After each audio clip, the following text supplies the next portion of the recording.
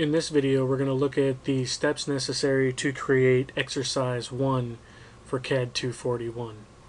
The first thing that I'm going to do is I'm going to go to File, New, and I'm going to select a new part. But the main thing that you want to do is name the part now, because it's a lot easier to name it now than it is to try to rename it later on.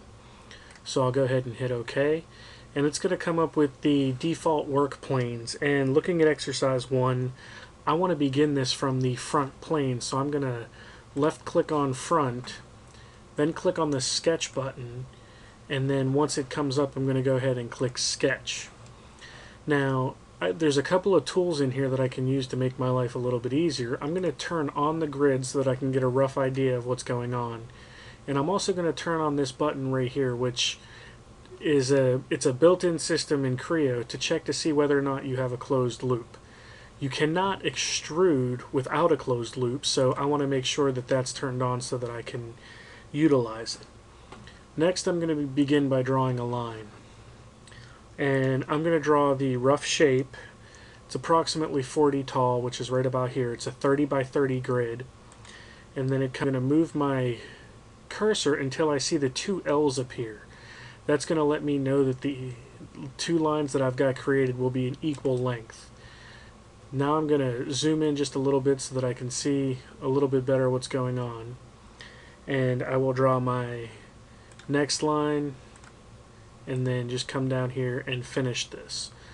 Once I've got all of the profile drawn, I press the wheel of the mouse as if it's a button, and then I press it again to end the line command, and you can see that this profile is highlighted. That lets me know that it is a closed loop. What you'll also see appear is a bunch of grayed out dimensions. These are called weak dimensions. I can make some of these strong. For example, this 43.446. If I double click that, I can change that to 40, which is the dimension that it's supposed to be.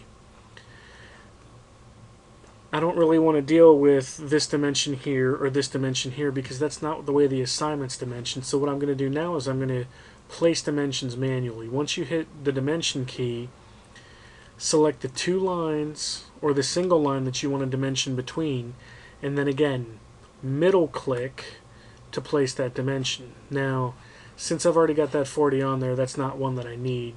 The one I'm looking for is this 25 right here. So I can click these two lines, middle click here, type 25. I've already got this and this set up at 40 overall length. Again, left clicking this line and middle clicking to place the dimension will make that 60. And now I don't have any other weak dimensions left on this particular part. So that lets me know that everything is fully constrained the way that it's supposed to be. So I'll go ahead and say OK to that, and then hit the checkbox to close out of that command. I'm now in the features mode, and I'm going to press the wheel of my mouse and I'm going to orbit this thing just slightly so that I can see exactly what I'm working with. And now I'll click extrude. My extrusion height for this instance is 10. So I'm going to type in 10, enter right here, and then hit the green checkbox to accept that extrusion. This is the first piece of the assignment. Next, I'll left click on this front face and click sketch again, and then sketch.